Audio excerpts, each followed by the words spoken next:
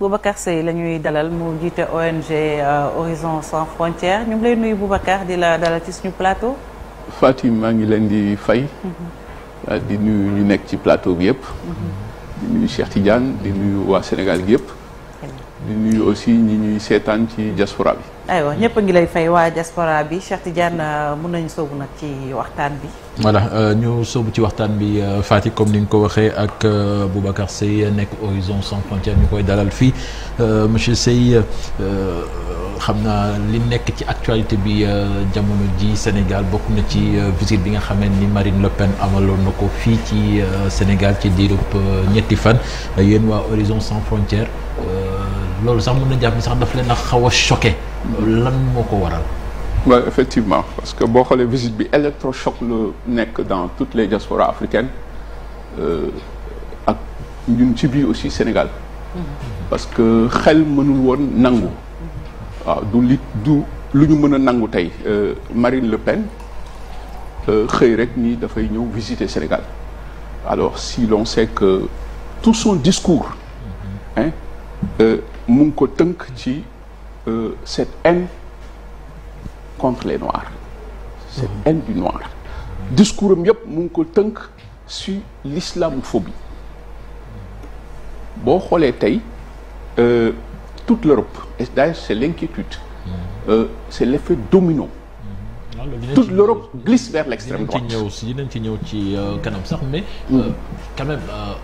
Horizon Sans Frontières ngeen yéen lu tax yéen ngeen bëgg ko tëjal frontière Sénégal donte li nga wax ni lu am la mais tamit moom su jëlee ndogal ni tamit day ñëw fii Sénégal peut-être que su ñëwee dina xam dina gis est-ce que loolu tamit tout à fait soo xoolee même bataaxal bi ñu bind ci suuf daf nañ ko ci Sénégal dëkku teranga la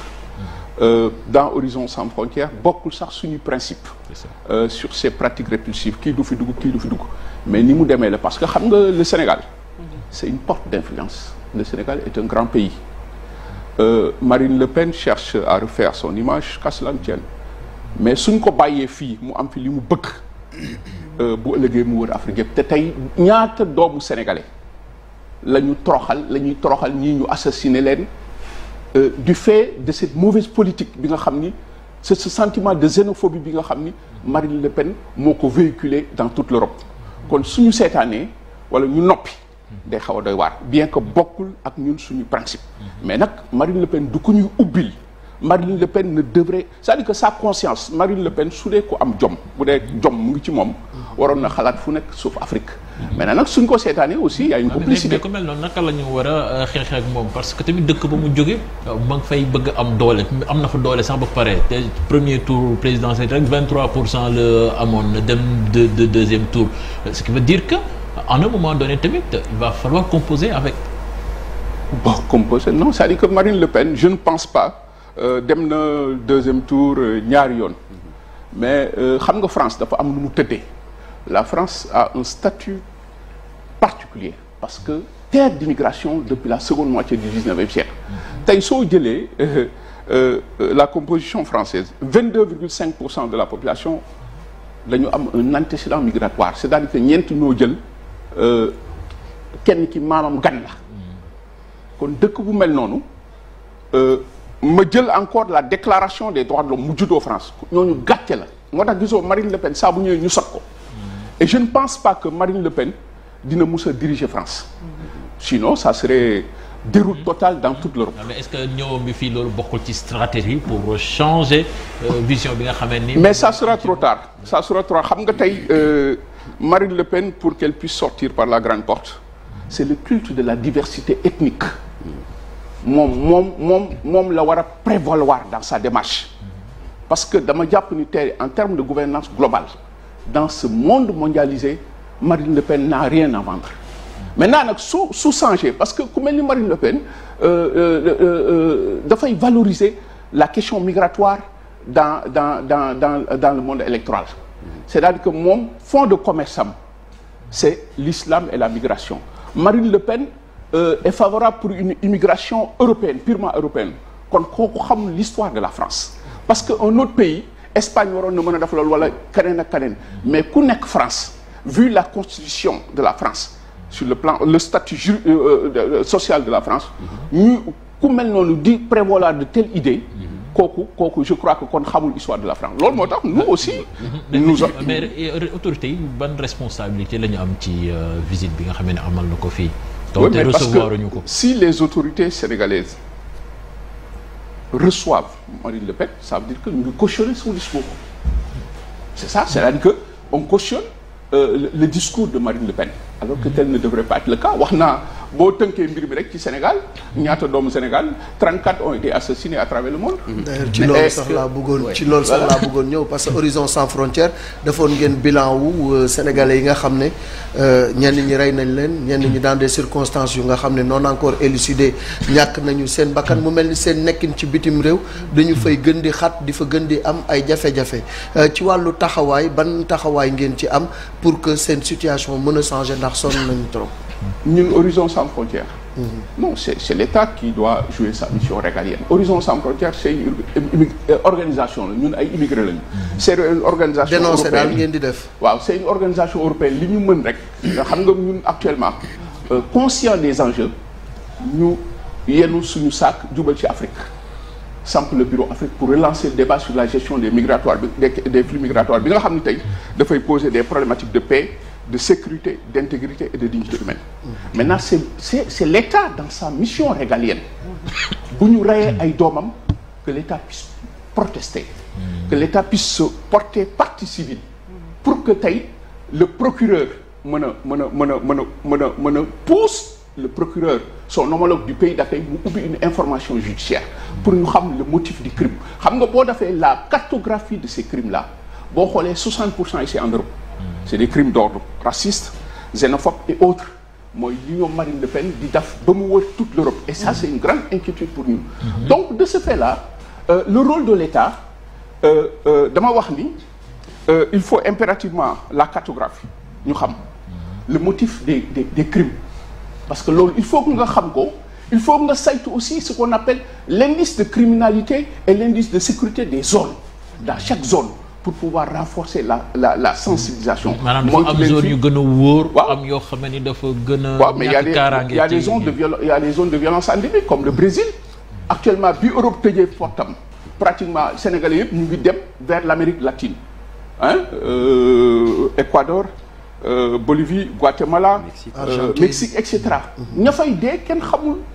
ñan la c'est des gens sans aucune protection.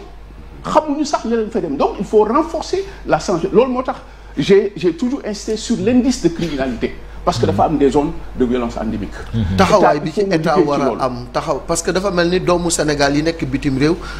maanaam kaaraange gi nga xam ne moom la ñu war a am kiirlaay gi ñu war a am mu jóge ci seen état dafa xaw a des parce que tey boo laalee doomu États-Unis Amérique yëpp yëngu. waaw parce que xam nga côté boobu y a eu beaucoup de failles. Dans la gestion et la protection de ces Sénégalais de l'extérieur là assistance bi ñu soxla l'assistance diplomatique l'assistance consulaire taxawaayu état bi ñaata Sénégalais lañu fi rey ba nga waxee sànq taxawaayu Horizon Sans Frontières gisoo benn yoon état wax ci ay doomu Sénégalais ñi nga xam ni dañu wax ni li ñuy dugal au Sénégal c'est supérieur à l'aide au développement plus de 10% du PIB diaspora bi mooy Sénégal loo am mu fanaan ci Sénégal donc ces gens là buñ leen di rey ñu leen toroxal il serait bon que l'État au moins fasse semblant taxawu famille yi ubbi une information judiciaire protestée boo xoolee du mujj fenn barki dem fële ca Turquie am na benn doomu Sénégal boo xamee ni dañu ko fa sàkku waaye gis nañu bataaxal jóge ci ministère des affaires étrangères mu koy ñaawul ba pare di wax ñu amal enquête bon mais fa la yëpp tey jii ce qui est inquiétant dans cette histoire là l'ambassadeur turc bi nekk fii war na ci wax le ministre de l'Intérieur turc war na ci wax mais foofu la mbir mi yam l'État a protégé parce qu'à un moment donné mbir mi metti na mënuñu noppi donc ñu wax un communiqué fa la yam tey jii la suite kenn xamu ko quel est l'état psychologique de cette fille là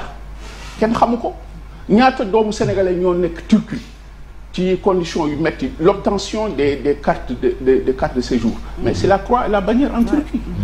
donc yooyu yëpp yu ñu wala xoolaat la donc de ce fait lan moo manqué tey une véritable politique migratoire avec comme sous-batement la protection et l'assistance de ces Sénégalais de l'extérieur là moo tax ma ni il faut que le Sénégal dans les perspectives de solution mu xoolaat la cartographie de sa diplomatie il faudra aujourd'hui boo demee ay zones yu mel ni ay Amérique latine wax naa ko ay Brésil ak yooyu ak yenn dëkk yi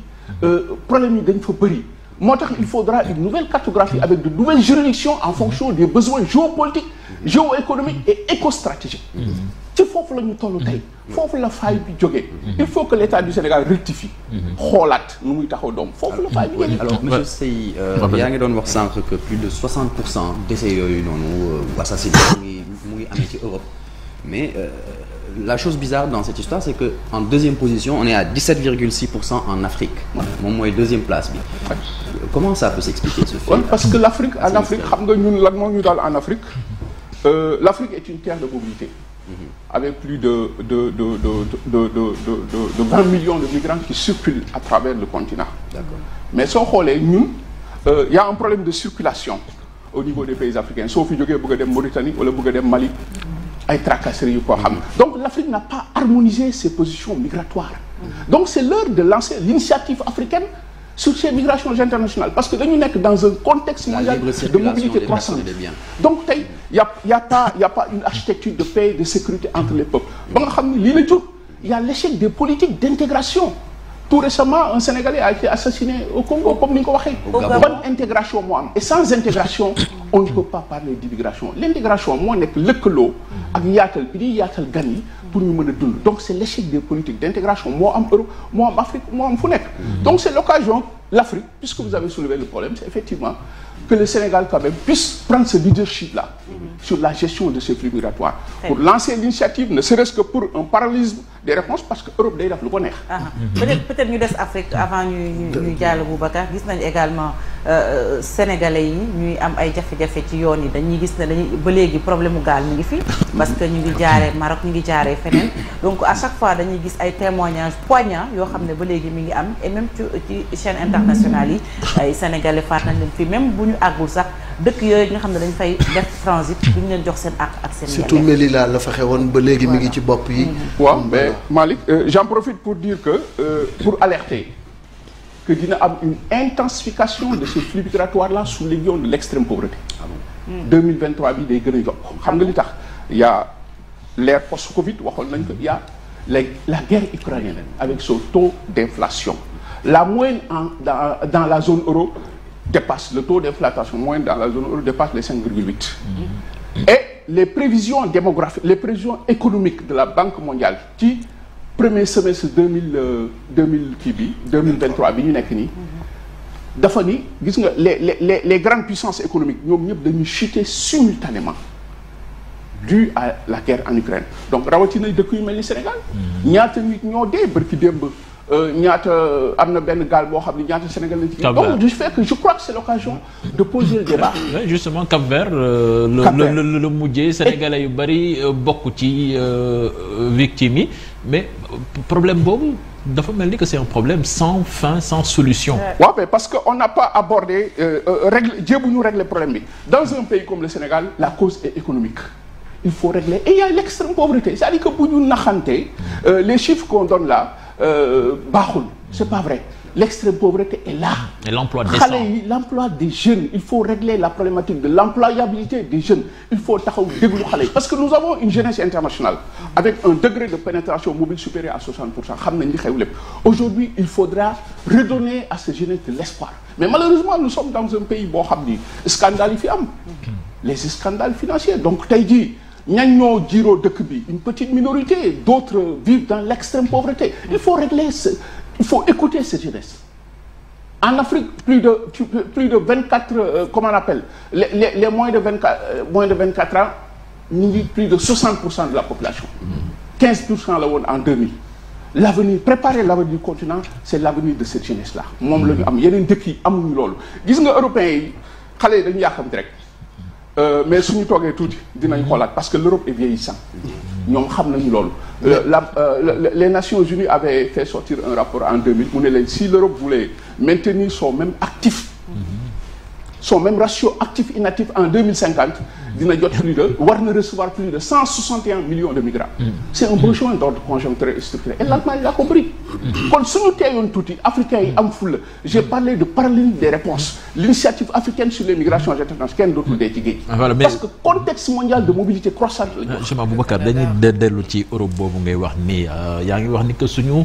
patients yi peut-être dinañ am lu ñu bëgg mais aussi on se rend compte que yaa ngi ko doon duñu sànq que Europe bari na ci dëkk yoo xamee ni montée extrême droite ba dafa am doole déjà am na ci benn dëkk boo xamee ni Sénégalais yi bari nañ fa lool destination bu namm nañ ko lool muy Italie jamono ji loolu moom moo fay xew te Sénégalais yi fa nekk sonn nañ loolu léegi loolu nan la ñu koy arrêté. maa ngi koy wax barki dem benn journaliste Le Point qui me prenait et ça c'est une inquiétude nous interpellons nous Horizon Sans Frontières en tant qu'organisme européen mais la Cour européenne des droits de l'homme parce que les Marine Le Pen et autres là les Mélanie et autres là ñooñu danger la pour la fracture sociale alors parce que Mélanie xamul l'histoire de l'Italie gis nga je rappelle que bu xamoon l'histoire de le 14 mars 1891 11 Italiens lañ jàpp États-Unis rey leen lakk leen même le gouvernement fédéral d'accordul woon sax daf enquête fédérale kon kooku tey su taxawee naan dañuy buntu xatal programme yëpp mu def ko ci l'immigration ak l'islam donc il y a un problème loolu moo tax nous avons développé le triptyque immigration paix et sécurité donc parce que aujourd'hui il faut revoir la gestion scandaleuse de ce triptyque immigration paix et sécurité pour la paix la sécurité en vue d'un développement immédiat foofu la amee fay maintenant nit ñi dañu seetaan parce que les Européens ont eu à échouer ceux qui ont xam nga après la chute du mur de Berlin il y a une disparition des idéologies c'est les questions identitaires moo ñëw donc il faut régler la problématique des questions identitaires. C'est comparable au fascisme, monsieur Faye. mais le fascisme yooyu yëpp yooyu moo ko indi donc il faut ñu jóg ñëpp xeex Europe ba ñoom Marine Le Pen nii dem abal ñu wala bokk ñu changer seen épine c'est le monde de la diversité nous sommes dans un monde mondialisé loolu moom mooy le combat que nous menons et que le Sénégal ne comprend pas. mais alors monsieur Seye yaa ngi doon wax sànq yaakaaroon na ne Marine Le Pen question ensuite mu jeex. d'accord Marine Le Pen du mës a yaakaaroon ni ne mës a gagner mais avec cet élan justement d'extrême droite qui sort de l'Europe jamono ji comment se fait-il que du ci yegg. mais absolument loolu laay wax parce que xam nga li tax. Les Européens ils ont échoué dans leur idéologie classique les dirigeants les politiques ils surfent sur l'islam et la migration on parle de théorie de remplacement maintenant crise yi ñëw gis nga la guerre en Ukraine ak yeneen problème yi donc lan moo fi am ñii dañuy ñëw jël fi li ñu nekk c'est la théorie de remplacement loolu nag soo ko dugalee ci xelu nit ñi effectivement ku mel ni Marine Le Pen loolu moo koy may li ngay may maintenant il faut que ñu changer xeex ba nga xam ni ñii duñ fi am doole mais c'est une grosse inquiétude pour ñun aussi parce que tey gis nga tout à l'heure quand j'ai parlé de la cartographie des déchets foofu la ëppee donc képp koo xam ni nit ku ñuul nga dinañ la bundu xatal ñi am këyit xam nga këyit da ngay dem di renouveler dañ koy bloquer ñi amul këyit dañ leen di delloosi yooyu yëpp tey la ñu war a xoolaat moo tax Afrique wala mën a fulla léegi nag wax bi mooy lan nañ liggéey Afrique nous avons tout le Sénégal rentre dans une nouvelle ère géopolitique avec la découverte des hydrocarbures. Dernière question ak Oumy Samb wala Cheikh Tidiane après nga tëj toi Oumy vas-y. En mettant les gens ma eggali dans une dynamique de travail on peut réduire les risques à des proportions tolérables il faut que ñu gëm suñu bopp xam suñu bopp. Cette révolution socio-culturelle épistémologique devrait s'opérer en Afrique pour que ñun ñu xam suñu bopp wax bi yëpp loolu la. man d'accord ma ay nit di jël gaal di dee da ngay dem Europe ils font rien ci buti la ñuy taxaw ñu jaay ay cliniques. malheureusement. faut les former. Monsieur Seye ma bëggoon xam pourquoi les immigrés étrangers ils ont du mal à vivre en Europe di conformer wu ci européens yi ñoom ñi dundee parce que c'est un problème ça aussi qu'on soulève pas. Pourquoi les immigrés? Ils ont du mal à vivre africains oui ils ont du mal à vivre selon conditions yi voilà selon les conditions. waaw xam nga j'ai parlé tout à l'heure de l'échec des politiques d'intégration il y a l'intégration structurelle et l'intégration culturelle foofu la échoué sans immigration mënuñu wax intégration te Europe dafa ubbiwul parce que wax nga ko léegi ils vont du mal par exemple je prends l'exemple tabaski su amee pratiquement dëkk yu bëri mënoo rey xar yooyu yëpp c'est l'échec de ces politiques d'intégration yooyu la ñu war a xoolaat. soo ñëwee solu muuru ñu ne sa muuru dafa ëpp. voilà donc gis nga mooy li may wax nag l'islam et la migration mis au banc des accusés par une laïcité juridico-politique. entretenue qu'en France rek. et l'Europe est en train de vomir les migrants parce que tey gis nañu Espagne ak Allemagne jamono yi ñu doon dàq nit ñi pour ñu ñibbisiwaat. mais dinañ gën a dàq. dinañ gën a dàq moo tax il faut ñu non ça a été signé depuis. xam nga les États africains dañu waxul li xew. boo xoolee premier ministre ministre de l'intérieur français ñëw na fi ministre de l'intérieur espagnol ñëw na fi mais li ñu wax yëpp duñ ko wax. il faut que ñu xoolaat l'aide au développement xam nga li tax l'aide au développement est conditionnée par le retour de ces immigrés là.